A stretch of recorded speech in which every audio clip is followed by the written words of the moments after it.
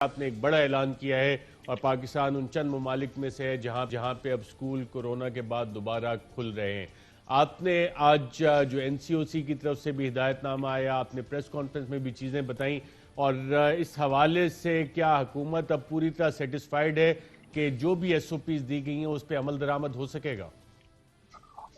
شکریہ ارشد، آپ نے پروگرام میں دعوت دی۔ آسان فیصلہ نہیں تھا، لیکن پچھلے 6 ماہ سے بچے جو ہیں وہ اسکول نہیں جا رہے، بڑا تعلیم کا بھی حرج ہو رہا تھا۔ اللہ تعالیٰ کے فضل و کرم سے انفیکشن ریٹس بھی کم ہوئے، لیکن ہم اس طرح رکے نہیں۔ این سی او سی کے ساتھ مل کے مختلف اداروں کے ساتھ کنسلٹ کیا، اور فائنلی ہمارا تو یہ فیصلہ تھا کہ اگر ہیلتھ منسٹری نے اور انہوں نے ہمیں اجازت دی تو ہم کھولیں گے۔ تو انہوں نے بھی پوری تحقیق کی، مختلف صوبوں کے ہیلتھ منسٹرز کے ساتھ کیا، ہم بھی لگے رہے۔ تو یہ ایک بہت تفصیلاً ایکسرسائز کرنے کے بعد یہ فیصلہ کیا، اور آسان فیصلہ نہیں تھا، کہ 15 سپٹمبر سے 9ویں 10ویں 11ویں 12ویں اور یونیورسٹیز جو ہیں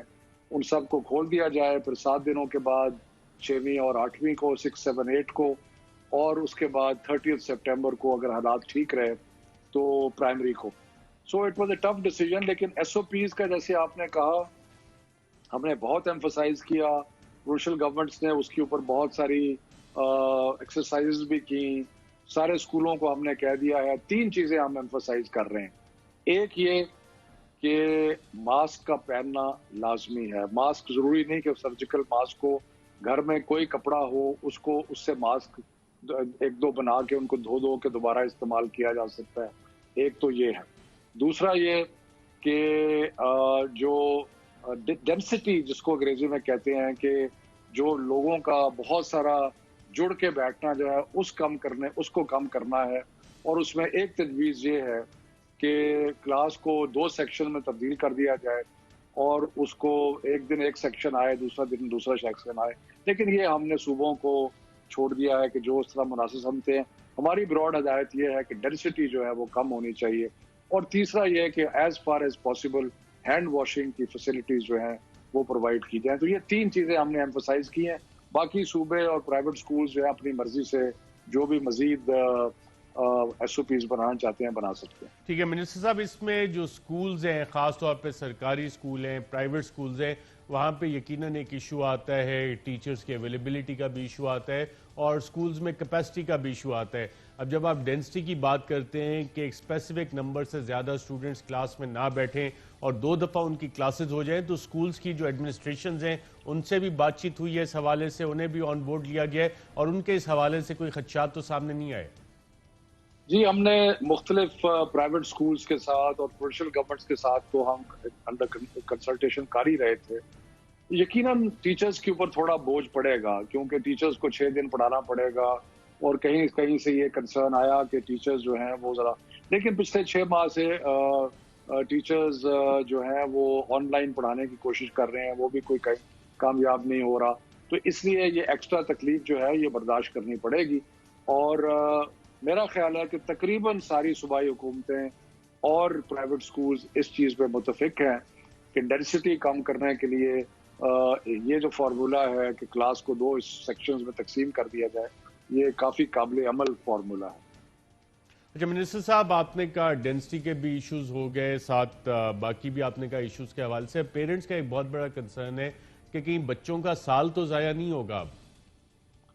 ہم نے آج ہی جو میٹنگ کی اس میں ہم نے آئی بی سی سی جو مختلف بورڈز ہیں ان کے حساب سے وہ ان کا کنسرن تو میٹرک اور ایف ایس سی سے ہے، لیکن دوسرے بچے جو ہیں ہم اسکولوں کو یہ ایڈوائز کر رہے ہیں کہ جو مین سبجیکٹس ہیں یا جو مین چیزیں پڑھانے والی ہیں وہ پڑھائیں، اور کوشش کریں کہ تھوڑا سا کورس کو جو ہے اس حد تک کم کر دیں کہ جہاں پہ جو ذرا ریلیٹیولی کم ضروری ہیں ان کو اگلے سال تک لے جائیں، اور کوشش کریں کہ مختلف طریقوں سے جو ہے کہ لیسنز اور کم ہو جائیں، یا دوسرا طریقہ یہ ہے کہ امتحانات کو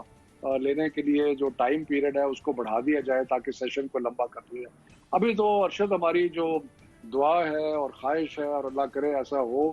کہ مزید سپائک نہ آئے، اور اگر سکول کھلے رہے تو انشاءاللہ بہت سارے جو مسائل ہیں ان کا حل آہستہ آہستہ نکل آئے گا۔ منسٹر صاحب، جب کرونا پینڈیمک آیا تھا تو سکولز کا جو فی سٹرکچر ہے وہ بھی ریوائز ہوا تھا، آن لائن کلاسز شروع ہو گئی تھیں۔ اب دوبارہ کچھ آپ کی بات ہوئی ہے اسکول ایڈمنسٹریشنز کے ساتھ، فیسیں دوبارہ بڑھانے کا ارادہ تو نہیں ہے اسکولز کالجز کا؟ دیکھیں، ہم نے تو اسلام آباد میں، کیونکہ اسکول ایجوکیشن آپ کو پتہ ہے کہ یہ صوبوں کو ڈیوالوڈ ہے، اسلام آباد کی حد تک ہم نے یہ آرڈر کیا تھا کہ 20% فیس جو ہے وہ جو 5000 سے ابو سکولز ہیں وہ 20% فیس کم لیں گے ان 6 ماہ میں، اور میری اطلاع کے مطابق کافی حد تک اس میں عمل ہوا ہے۔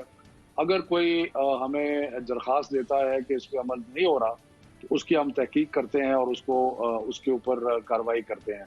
لیکن حکم یہی ہے کہ 20% ان 6 مہینوں میں کم ہوگی۔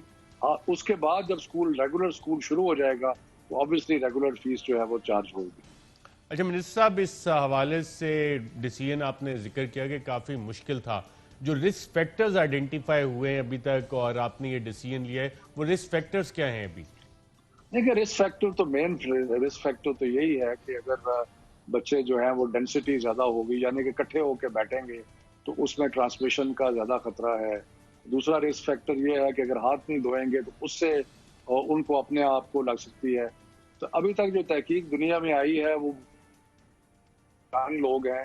ان کو خود تو اثر نہیں ہوتا لیکن وہ کیریئر ہوتے ہیں، یہ بھی ایک رسک فیکٹر ہے کہ اس لیے ہم نے یہ فیصلہ کیا ہے کہ ہم نے استادوں کی اور بچوں کی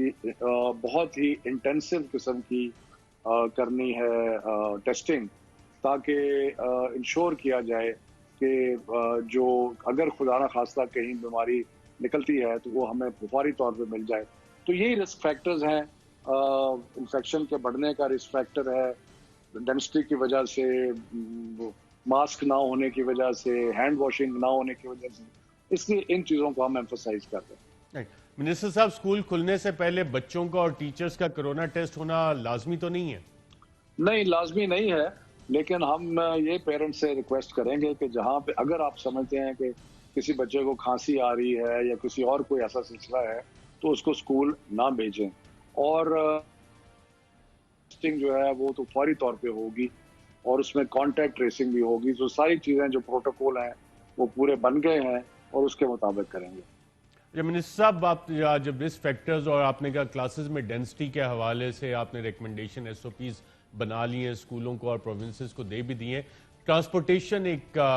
میجر اس میں رول ادا کرتا ہے، بچے جاتے ہیں اور ہم نے اکثر دیکھا ہے کہ جو پرائیویٹ ٹرانسپورٹ ہے یا پبلک ٹرانسپورٹ بھی ہے اس میں وہ سوشل ڈسٹینسنگ کا اس طرح سے خیال رکھنا کافی مشکل ہے، تو اس حوالے سے جو SOPs ہیں وہ کیا ہیں اور ان کو انفورس کس طرح سے کروایا جائے گا؟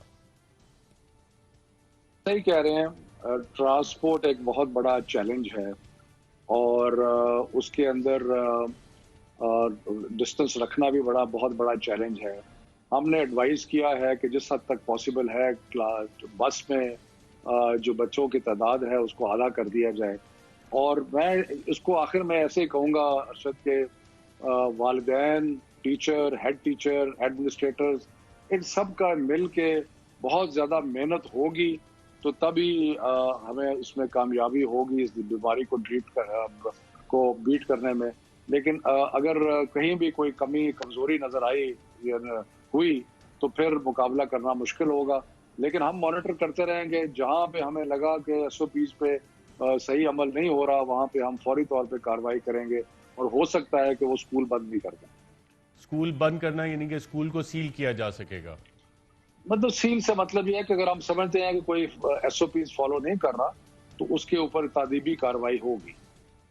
اور اگر کہیں زیادہ کیسز نکل آئے کرونا کے، خدا نہ خواستہ؟ ہم نے سوچا ہے کہ ہم ایک کوئی تھریش ہولڈ ہے اس کو مطابق